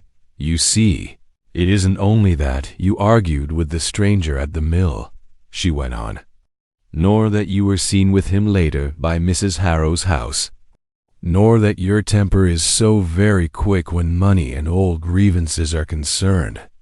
No, what interests me most is absence. Elias frowned. Absence? Yes, Miss Marple said. You were notably missing. From your usual deliveries this morning, Mr. Phelps said so. Halbrook said so. They both assumed you had gone to speak with Constable Reeves voluntarily. You had not. Instead, you stayed in your rooms, waiting, or hiding, from what you thought might be coming. Reeves' eyes flicked briefly to Elias. That part was news even to him. Elias swallowed. You think that proves something? I think it proves you knew, Miss Marple replied softly. Long before anyone else did, you understood that what happened by the riverbank was not an accident. And more importantly, you knew it might, in time, come back to you. He looked away, jaw tightening. I told you, he said. I didn't kill him. Miss Marple nodded slowly. No, I do not believe you delivered the blow that killed him. She paused. I believe you watched while someone else did. Reeves stiffened. You what? Elias' eyes squeezed shut. For a moment, he looked older, worn down, like a man who'd been walking too long with a stone in his shoe and had finally been told he could take it out. It wasn't supposed to go that far, he whispered. It was just to scare him. That's what he said. Who? Reeves asked sharply.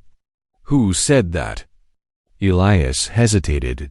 Miss Marple answered softly for him. The man missing from the equation, she said. The one whose absence is louder than any denial. The one you have very carefully not mentioned since yesterday. Arthur Briggs. Elias' shoulders sagged heavily. He was there, he admitted. After the inn. After Harrow's house. He was waiting at the path near the river. Sighed we needed to. Put the fear of God into the stranger. Said men like him don't stop unless you show them there's a price. Because the stranger was threatening to expose something, Miss Marple said. At the mill, Elias gave a harsh, humorless laugh. You don't miss much, do you? No, Miss Marple replied simply. The stranger knew too much, Elias said, staring at the carpet. He'd been watching the deliveries, counting sacks. Noticed that not all the grain going to the mill was coming out again as flour. Noticed that some shipments weren't logged at all. Reeves stiffened. You were skimming? Elias rubbed his temples. Not like that. Not theft. It was complicated. Old arrangements. Debts from when the mill partnership broke apart. Arthur's father owed money. The mill's partial owners wanted quiet compensation. So, years ago, they started diverting product. Just a little. No one in the village suffered. But on paper, it wasn't clean. Miss Marple nodded slightly. So a stranger who counts things and asks questions is a danger. Not because he discovers murder, but because he discovers money that has changed pockets in ways it should not. Elias nodded miserably. He was going to use it, Elias said. Said he could expose the whole thing. Said he might go to the authorities. Or if that didn't pay, he'd sell the information to someone else. He didn't care. He just wanted leverage. Arthur lost his temper. Said he'd handle it. Handle it how? Reeves asked quietly. By scaring him, Elias whispered. By showing him he wasn't the only one who could make things disappear. The room felt colder. Last night, Elias continued, voice hoarse, Arthur told me to walk the stranger from the inn down toward the river. Said he'd meet us there. Said he just wanted the man to understand that if he stayed in Ashwell and stirred trouble, he'd regret it. I didn't like it, but I went. I walked beside the stranger. He talked the whole way about numbers, about leverage, about how village men think they own their secrets. And Arthur? Miss Marple asked, waiting. Elias' voice cracked, leaning against the bridge rail, dark as a lump of shadow. He stepped out as we approached. The stranger laughed. Thought it was all bluster. Arthur grabbed him. They argued. I tried to push them apart. It got rough. There was a shove. The stranger's foot slipped on the mud. He went down. Hit his head on a stone, hard. He swallowed, his face pale. He didn't move after that. Dead? Reeves asked. I don't know, Elias whispered. Maybe, maybe not. There was blood. I panicked. I said we needed a doctor. Arthur grabbed my arm and said, we are not going to the doctor. We're going to fix this. Miss Marple's voice was very soft. And what did fixing look like? Elias shuddered. Arthur took his coat, he said. Searched his pockets. Took everything. Papers, wallet, ticket stubs, whatever he had. Said if the man had no name, no one could make trouble with it. Then he dragged him under the bridge. Told me to help. I held his legs. I didn't want to, but I did. The confession hung in the air like smoke. Did he move? Miss Marple asked. The stranger? Elias' eyes glistened. I thought I saw his hand twitch. Arthur said it was just a reflex. Said it didn't matter. Said this was God's correction, not ours. That the man had brought it on himself. Reeves' fists clenched at his sides. And Arthur? Miss Marple asked quietly. Where is he now? Elias laughed weakly. Gone, at first light. His wife said he left before dawn. Didn't say where. Didn't say why. Just left. He knew this would come back. He knew eventually someone would talk. Miss Marple watched him for a long moment. And the coat? She asked. Elias blinked. What? The stranger's coat, she said. The one Halbrook saw the night before. The poor-fitting one. Elias swallowed. Arthur burned it. In the old oven at the mill. Said it was too recognizable. Miss Marple nodded, the last piece sliding into place. So, she said softly, the man under the bridge was the stranger. The coat he died in was Arthur Briggs, taken from him earlier, perhaps as part of some elaborate attempt at confusion. But in the end, it was simpler than that. A man with too many questions met a man with too much to lose, and the river received what was left of the argument. Elias dropped his face into his hands. I didn't mean to. I didn't want him to die. No, Miss Marple said quietly. You did not strike his head, but you did help hide what had been done. The law will have its own opinion about that. Reeves stepped forward, expression tight but not unkind. You understand I have to take a full statement, he said. And then we will put out a warrant for Arthur Briggs. This won't be buried. I know, Elias whispered. Miss Marple rose slowly, joints protesting, heart heavy. Rose slowly, joints protesting, heart heavy. Mr. Turner, she said gently, regret is a poor blanket in winter, but it is still warmer than none at all. Tell the truth now. That is all you have left to put between you and the cold. He nodded, tears spilling quietly. As Reeves led him out. The village sounds returned slowly, a cart in the distance, a dog barking, a door closing, life carrying on. Clara peeked from the kitchen doorway, eyes wide and stunned. Is it over? She asked. Miss Marple looked toward the river, though she could not see it from here. In one sense, she said softly. The man under the bridge has his story now. A poor one, but true. In another sense, Ashwell will be feeling the echo for quite some time. She picked up her knitting, fingers finding the familiar rhythm of yarn and needle. Villages, she murmured, more to herself than anyone else, are very much like rivers. They remember everything, even when they pretend to forget. The corpse beneath the Ashwell Footbridge would be removed, buried, named in time. Arthur Briggs would be hunted. Elias Turner would stand in court. People would whisper.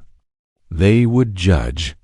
They would forgive in some cases, and never in others. But one fact would remain.